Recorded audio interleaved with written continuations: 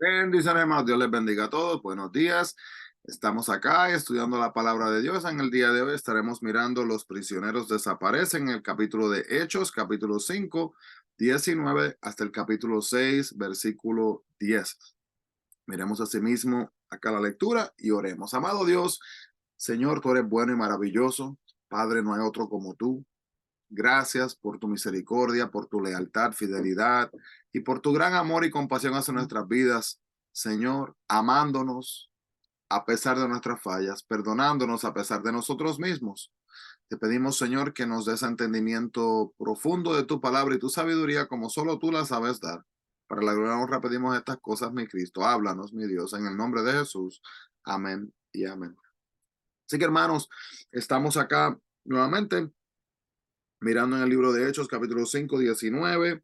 Vamos asimismo a comenzar. Los prisioneros desaparecen. Esto es una historia muy interesante de lo que sucede acá. Vemos primero que nada que en esta sección los apóstoles están siendo perseguidos.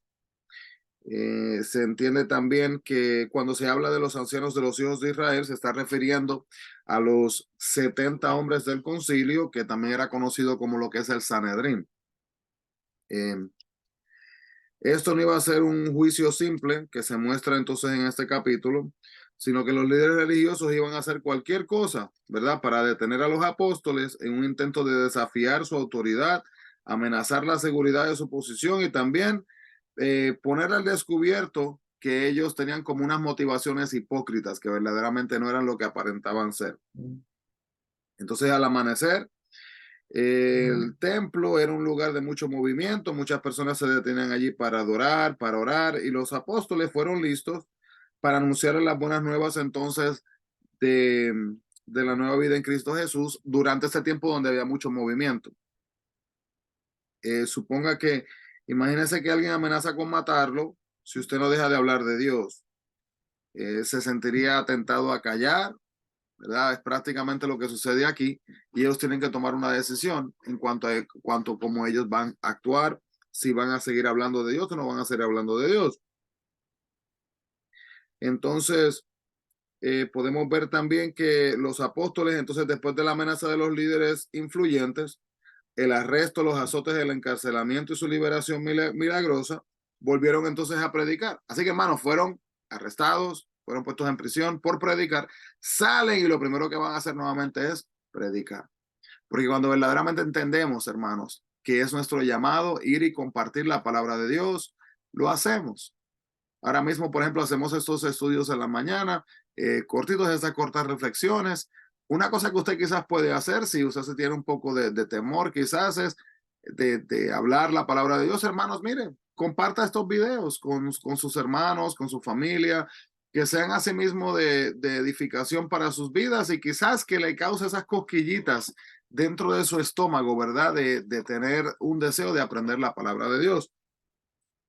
Podemos ver también que los apóstoles, ellos conocían sus prioridades y debemos tratar de vivir en paz con todos, como lo dice Romanos 12, 18. El conflicto con el mundo y las autoridades, algunas veces no lo podemos evitar, como lo dice Juan 15, 18, pero de igual manera, hermanos, van a haber situaciones en las que no vamos a poder obedecer al mundo y a Dios. Vamos a tener que poner a Dios primero. Va a ser nuestra decisión. Eso puede causar persecución, eso puede causar, ¿verdad? Que haya una manera de que la gente nos mire, ¿verdad? Que quizás que no sea placentera, pero tenemos que darle a Dios lo que Él se merece. Y los apóstoles, entonces ellos conocían a sí mismos sus prioridades y por tanto debemos de aprender de ellos y entender cuando lo que dice Jesús en Lucas 6, 22 y 23, cuando dice, bienaventurados seréis cuando los hombres os aborrezcan y cuando os aparten de sí y os vituperen y desechen vuestro nombre como malo por causa del Hijo del Hombre. Gozaos en aquel día y alegraos porque he aquí vuestro galardón es grande en los cielos. Así que Dios primero, hermanos. Los fariseos junto con los saduceos, ellos componían la mayoría del concilio y ellos eran estrictos guardadores de la ley, no solo de Dios, sino también de las cientos y cientos y cientos de reglas que ellos también le habían añadido. Se cuidaban de la pureza externa, pero muchos de ellos tenían sus corazones llenos de motivos y de razones impuras. Vemos en el versículo 34 también que Gamaliel fue un aliado inesperado de los apóstoles, aunque quizás él no apoyó sus enseñanzas, pero era un miembro distinguido de lo que era el concilio judío y maestro. Y mientras que tal vez salvó la vida de los apóstoles, su verdadera intención era mantener al concilio unido, evitando que se dividiera y que los romanos se levantaran, ya que los apóstoles eran populares entre la gente y darle la muerte sería o causaría un alboroto, ¿verdad? Así que en vez de ayudarle, quizás causaría más problemas. A Pedro y Juan se les advirtió muchas veces que no predicaran, pero ellos continuaron a pesar de las amenazas. Nosotros también tenemos esta oportunidad, hermano, y entender que aún esa tortura que pasaron Pedro y Juan, soportaron, fue la primera que muchos de los apóstoles sufrieron por su fe. Estos hombres sabían cómo Jesús sufrió y alabaron a Dios porque les permitió sufrir persecución como su Señor. Mire, hermano, dentro del dolor, la aflicción y la amargura que ellos pasaron por esta persecución, en esos momentos, hermanos, ellos pudieron decir, wow, estamos experimentando un poquito de lo que pasó nuestro Señor Jesucristo. Y se sintieron honrados por esto. ¿Está usted dispuesto a pasar por una situación similar? ¿Estoy yo dispuesto? Podemos ver aquí que los estudios bíblicos en los hogares, hermanos, no son nada nuevo, ya que esto se hacía y se necesitaba en aquellos tiempos para que así pudiera continuar creciendo la fe.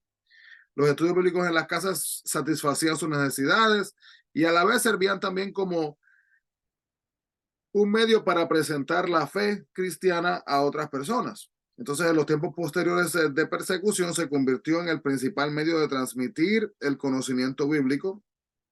Los cristianos a través del mundo también todavía usan los estudios bíblicos en los hogares cuando están bajo persecución o como manera para edificar a los creyentes. Y muchas veces, hermanos, cuando se hace esto en algunas naciones, se tiene que hacer a las escondidas. Porque si se entera alguien, pueden terminar preso y en algunos países hasta le matan, hermanos. En algunos países tener una Biblia es algo considerado ilegal. Usted no puede tener ni una página de una Biblia, literalmente. Si lo cogen con una página de una Biblia, es como que le están viendo con una Biblia. Qué cosa increíble, ¿verdad? El castigo grande que estas personas pueden sufrir. Podemos ver también acá que las descripciones, ¿verdad?, de la iglesia primitiva, los milagros, su forma de compartir, la generosidad y el compañerismo. Dice, quizás deseamos pensar, wow, esa es como la iglesia perfecta, ¿verdad? Pero en realidad la iglesia primitiva también tuvo sus problemas, similares a los problemas que pasan en el día de hoy, internos y externos, como habíamos dicho anteriormente. Vamos a ver acá, por ejemplo, todas las iglesias, ¿verdad?, tienen sus problemas. Si los inconvenientes de la iglesia a veces desaniman, ¿verdad? Le desaniman a usted, pues usted puede decir, ¿me permitirá una iglesia perfecta ser su miembro? Luego que lo haga, que sea a su alcance para que sea una iglesia mejor, pero la realidad, hermanos, es que la iglesia perfecta no va a existir. Va a existir cuando estemos todos allá en el cielo, los que hayamos tomado ese paso de fe. Un problema interno también que se presentó en la iglesia primitiva era que una iglesia era el hecho de que los judíos hebreos y los judeocristianos nativos hablaban arameo, un idioma semita, y los cristianos de habla griega tal vez eran judíos de otras tierras que se convirtieron en Pentecostés.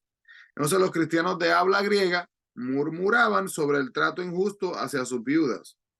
Y quizás este favoricismo pues no fue intencional, pero se originó por la barrera del idioma. Y para resolver el problema, los apóstoles buscaron 7 hombres respetados de habla griega que se encargaran del plan de distribución de alimentos. Y esto entonces puso un final a lo que era el problema de la lengua. Así que, mire, hermanos, en aquellos mismos momentos, mire esto, pasando comida, por ejemplo, algo que hoy día se hace también. Cuando pasó COVID, se hizo mucho, también muchas iglesias, muchos centros comunitarios estuvieron haciendo esto en base a la necesidad. Y esto pasó en los tiempos bíblicos también. Cuando se habla de los 12, en realidad son los 11 discípulos originales y Matías, que fue el que reemplazó a sí mismo a Judas, perdón. Y a medida que la iglesia primitiva crecía en tamaño, sus necesidades también aumentaban.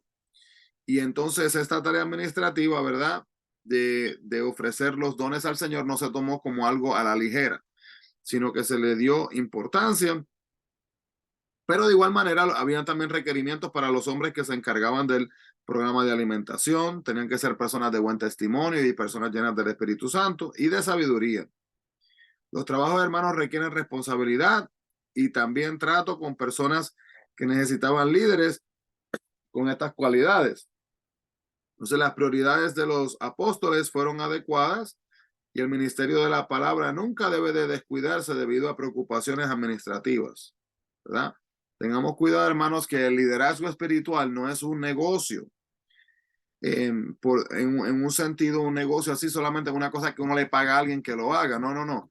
Es un negocio, se puede decir, en el aspecto, ¿verdad?, del orden, pero es algo serio, es algo que no debe de tomarse a la ligera, ya sea por la iglesia o sea lo mismo por los líderes. Así que no cualquier persona se pone en una posición que no vaya luego a terminar confundiendo a las personas espiritualmente.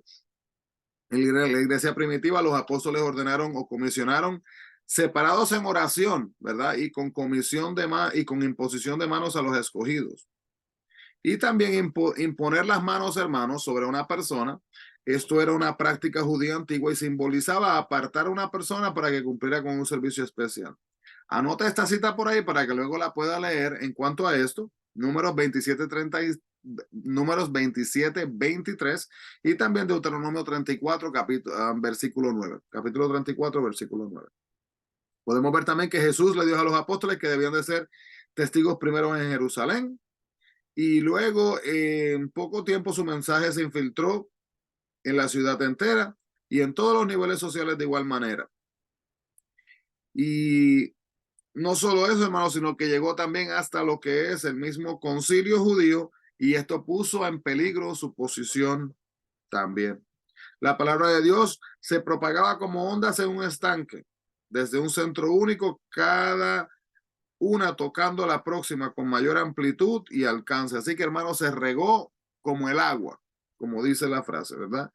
Pero el requisito más importante para cualquier clase de servicio cristiano, hermanos, es estar lleno de fe y del poder del Espíritu Santo, ya que por el poder del Espíritu Santo podemos ver que Esteban fue un buen administrador y un obrero milagroso y evangelista.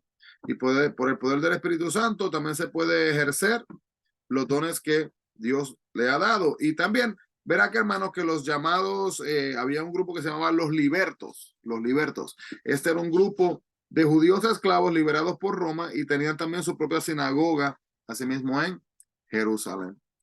Así que, hermano, todos estos eventos que pasan apuntan a una cosa, que sigue siendo es darle la gloria a Dios como él a sí mismo la merece. Dios les bendiga grandemente. Vamos a sí mismo orar. Amado Dios, gracias, Padre, que podemos aprender, Señor, de los discípulos, aprender de personas que estuvieron dispuestas, Señor, a confrontar las dificultades de ir y dar testimonio, Señor, de tu grandeza. Ayúdanos, Padre, a que tengamos esa misma valentía, Padre, y que podamos de igual manera, Señor, enfocarnos en honrarte y glorificar tu nombre como lo mereces, Señor, sin distraernos en nuestras vidas. Te adoramos y glorificamos tu nombre y buscamos honrarte diariamente, mi Dios. Guíanos, Espíritu Santo, danos discernimiento para poder diferenciar qué camino debemos de seguir, Señor, y cómo debemos de honrarte para hacer lo mejor para ti. En el nombre de Jesús pedimos esto, mi Cristo. Amén y amén. Dios les bendiga grandemente, hermanos. Bendiciones a todos y no se olviden, busquemos la presencia del Señor. Bendiciones.